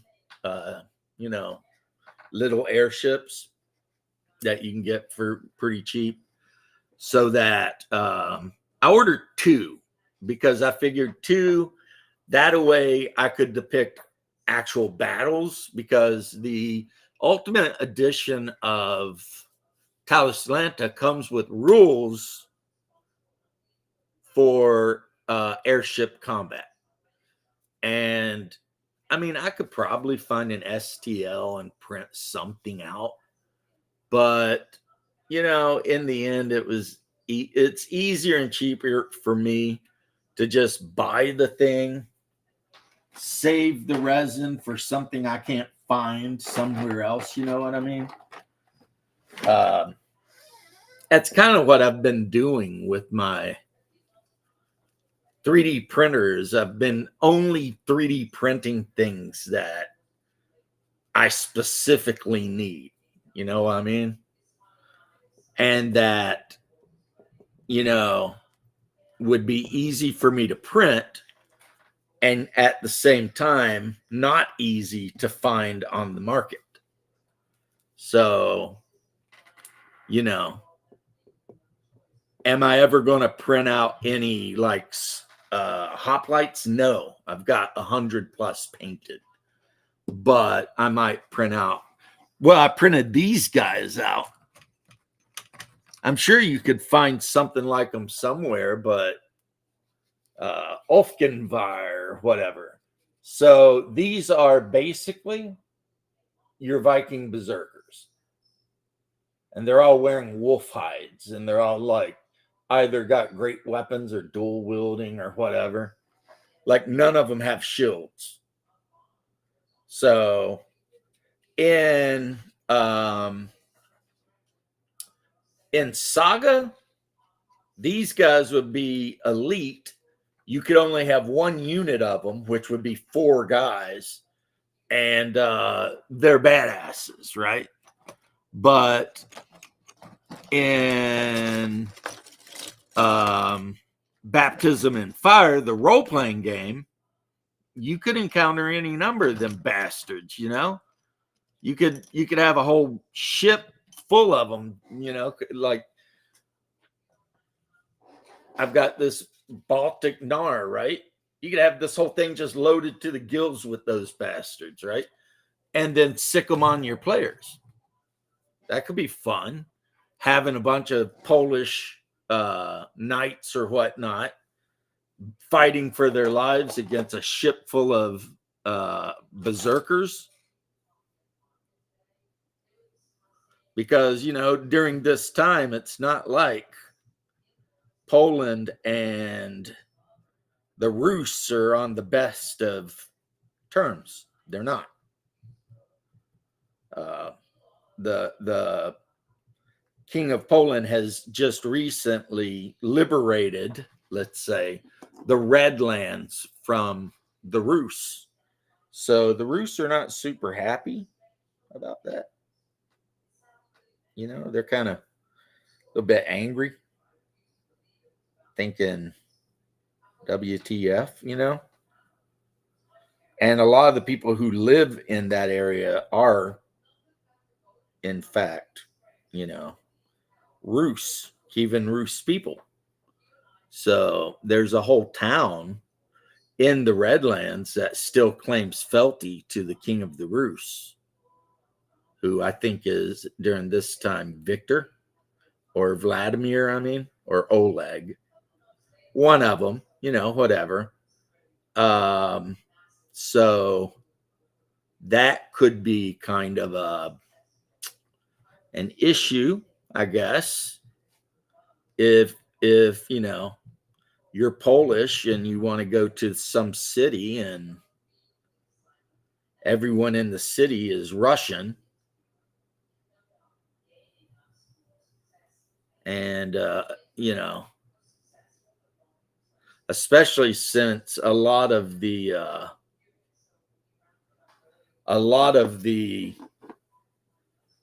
Piast Polish people have chosen to go with the Eastern, or not Eastern, the Western church. But all of the Kievan Rus, for the most part, have decided to go with the Eastern church. So you have not only ethnic issues, you know, between the Rus and the Poles, but you've got religious issues and all that. So, you know, even though the church hasn't completely splintered by this time, it's like 10 something, but you know, the cracks are starting to show between Byzantium and Rome. So if you play Baptism of Fire and your character goes west into the Holy Roman Empire, they're going to definitely have a totally different experience than if they were to have gone east into the lands of the Rus, or if they were to go north into the lands of the Latvians or the Lithuanians. If they go north, the best thing they can do is hide their crucifix, because the Baltic people in that time period, not only had they not converted to Christianity, but they were actively hostile to the idea. So, yeah, you don't want to go up there if you're a priest or something, unless you're trying to get martyred. And they will do that for you. I mean, you know, if you want to be boiled alive or something, yeah, go on up there and start trying to convert them all. That'll work. And I'm being sarcastic, of course, guys. It won't work. It'll be bad. Don't do it. You know what I mean? Just because I say do it, that doesn't mean do it. That means don't do it. These guys, the Lithuanians from Jomsburg, they are absolute madmen. They got no F's to give, and if you are a Christian, they consider it their holy duty to kill you. So you want to kind of avoid them, I would say, unless you're suicidal, which, you know, could be a thing. Anyway, it's been about 2 hours. I got stuff to do, and I've had a good time hanging out with you guys. The next thing I'm doing is my Martian Sky Galleon. I'm going to base it the same way I based the British Aphid class ironclad ship. I mean, these are in there really solid. It's stable, and also it takes up a lot less space if to store it. You know what I mean? And if you're playing with it on the table, I mean, that looks better. Even though I'm thinking, yes, sir. I'm thinking, I got to paint the wooden posts black, so that it does, you can't see it too well. But yeah, I need to, this thing might be a bit of a problem. But the other thing that's good about this thing is if I play Talislanta, this thing could actually be used in Talislanta as a wind ship, because that's what it is. It's a wind ship, right? And I'm just going to have to figure out how to base it so that it will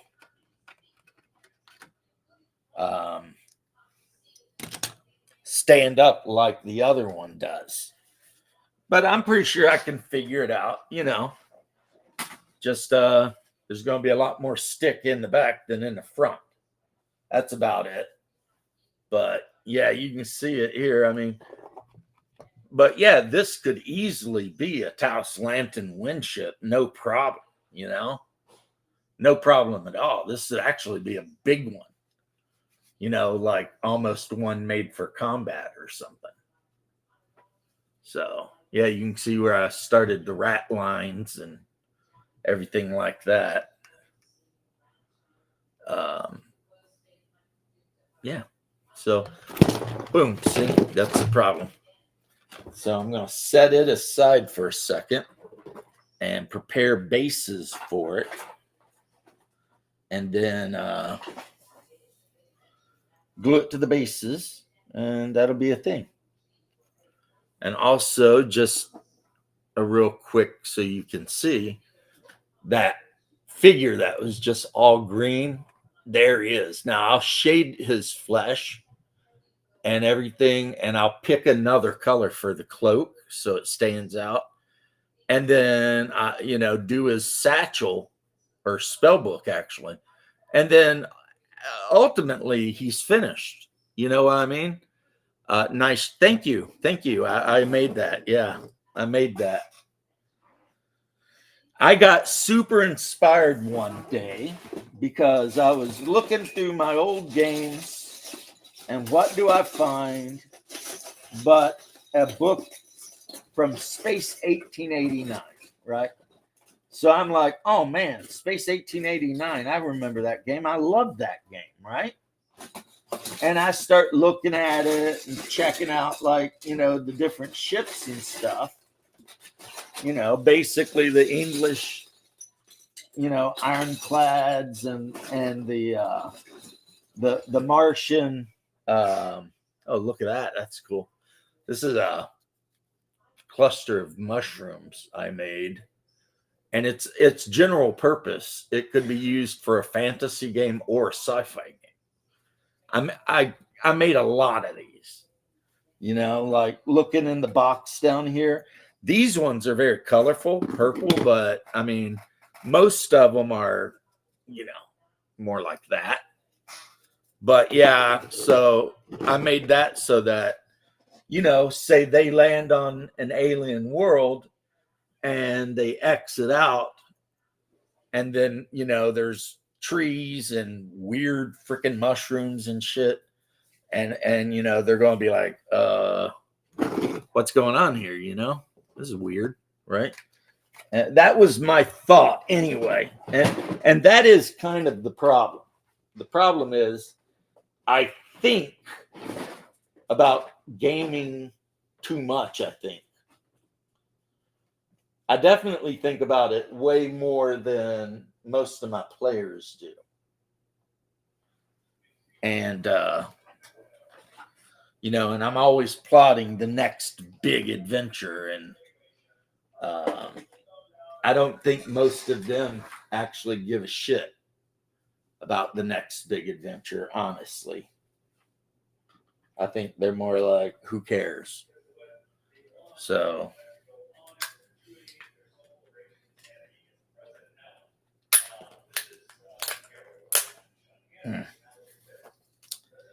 almost hate to do it, but had to be done. Actually, these are good. These get saved. This gets chucked because it was too small and couldn't be used. See, I've got some Caribbean blue, and it's hobby paint. You know, use this if you're painting, you know, the Caribbean Ocean. A little one-man skiff. The soul of a writer. Yeah, believe it or not, I've been told that before. Like, my mom has always tried to encourage me to write, but if I got the soul of the writer, I've got the attention span of a gnat. And that's an issue, you know, because I have such a hard time staying, you know, on task. And about the time I convince my players to play a game, you know, in my brain, I'm already thinking about, you know, the next game. And that does not make me super popular sometimes with the player character group. Sometimes it actually makes them pissed off.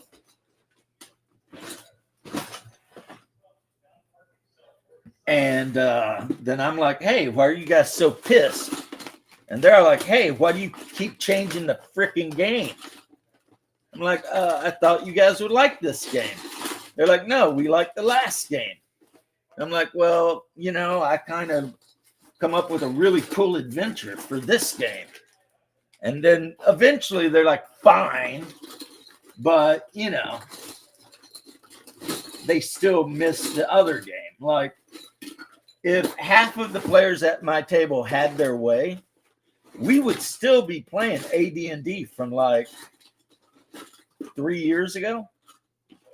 100%, we would still be playing AD&D, that game. When we switched to whatever we switched to, boy, they were pissed off. They were not happy campers at all. They were the unhappiest of campers. Like, you know, they went to the campground where Jason was or something, is how they were acting. They're just like, what? I got to give up this character? Like, yeah, but you get another one. Oh, yeah, we switched to Warhammer Fantasy Roleplay. And then after a while, they got to where they loved that. But the problem was, I was running them through the campaign, you know, Death on the Reich and all that. And the problem was, after like a year and a half, they finished it. But then it was like, when I said, you finished the campaign, congratulations. They're like, okay. And they wanted to keep going. And it's like, guys, you're done. You beat it. You know, it's all good. You beat it. Everything's good. No, it wasn't good. So then we decided to play Vampire the Masquerade, which meant another person was going to be DMing because I don't DM Vampire. And that's actually been going really good.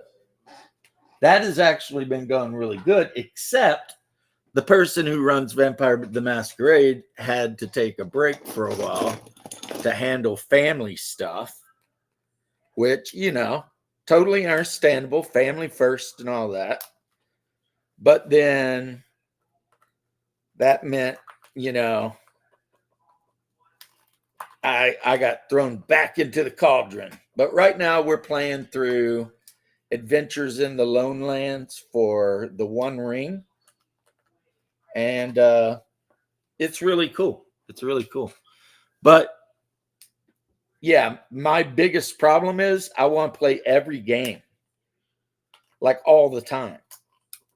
Like, you know, I want to play Baptism of Fire like so bad. But that's one that a lot of the people in my game group have been dragging feet on. They don't want to play Baptism of Fire for some reason, right? And then I want to play Talislanta, but then, you know, a lot of them don't want to play Talislanta. You know, they don't know anything about it. They're like, you know, everything is weird, blah, blah, blah. It's like, well, yeah, it's Talislanta. It's supposed to be weird, you know, that's the thing. Which is why I think if I start everybody out as characters from the 9 kingdoms, which the majority of them are just humans, I think I'll have a lot better experience. But anyway, I'm not going to make you sit here and watch me drill holes in these bases. I'm going to end it. There's only a couple people watching anyway at this point. And you guys have a good one. And I will see you later. Like 2 days and counting until I get to see my brother and my mother. That'll be nice. So have a good one.